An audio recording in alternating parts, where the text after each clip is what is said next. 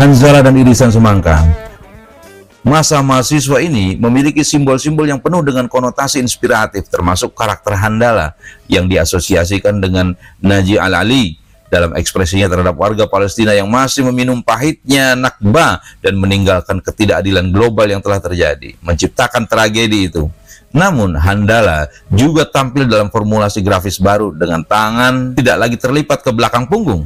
Sekarang ia mengibarkan bendera Palestina dengan lengan kanannya atau gambaran tanda kemenangan.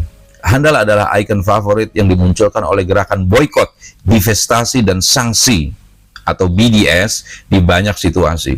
Kunci untuk kembali yang menghilangkan mitos-mitos naif pendudukan tetap hadir secara konstan. Sementara beberapa di antaranya mengusung segitiga merah yang melambangkan aksi perlawanan Palestina dengan tentara pendudukan pada masa banjir Al-Aqsa. Salah satu perkembangan baru dalam adegan ini adalah bahwa massa mahasiswa menemukan bahwa sepotong semangka dapat dipanggil dalam epik simbolis tersebut. Karena warnanya yang cocok dengan bendera Palestina mendorong intelijen publik untuk mengangkatnya sebagai slogan segera setelah beberapa pihak berwenang mencoba untuk mengejar bendera Palestina di awal perang dahulu.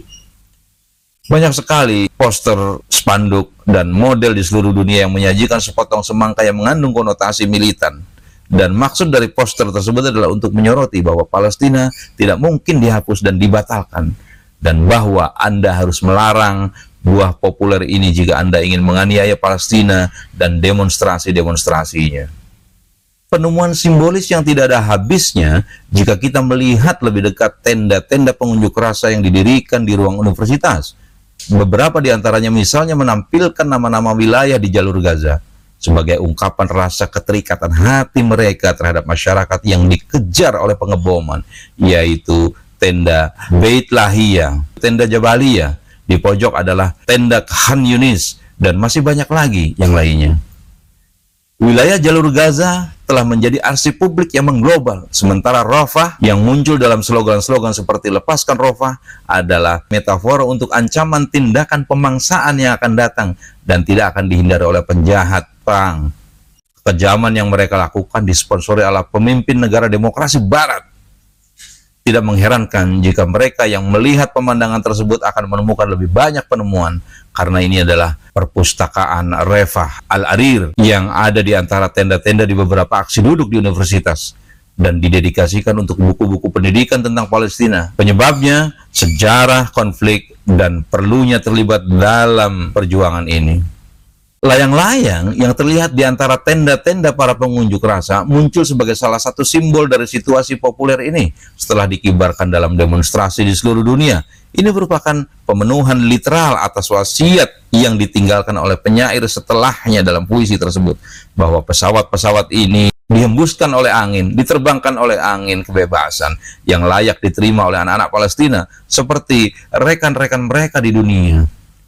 Aksi duduk tersebut memulai penggambaran simbolis mereka sendiri seperti yang dilakukan oleh mahasiswa Universitas Columbia dengan gedung Hamilton Hall yang merupakan pusat aksi duduk mereka, dan mereka mengubahnya menjadi Hill Hall yang diserbu oleh polisi satwa yang menindas.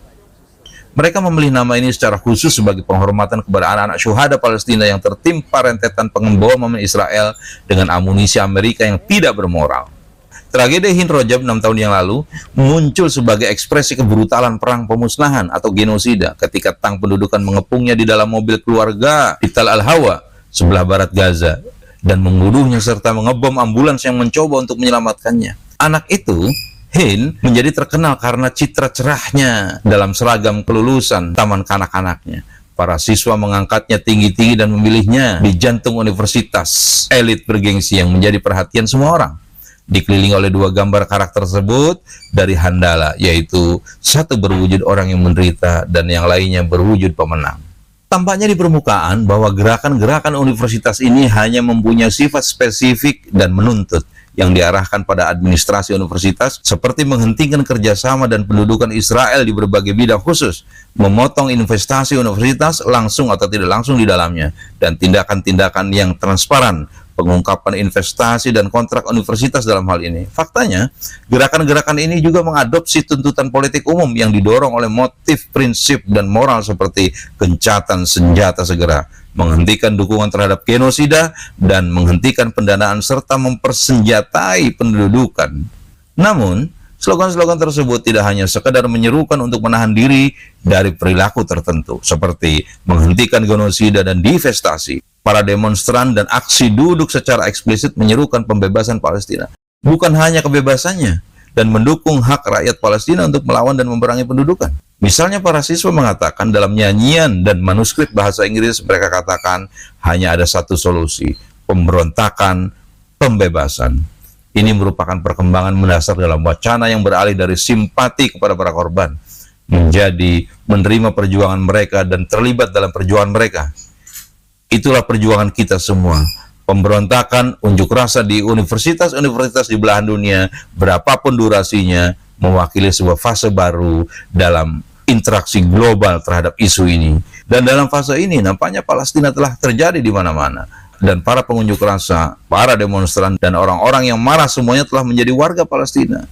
Dari Tangier di Jakarta, dan dari Seoul ke New York. Wallahu a'lam bishawab.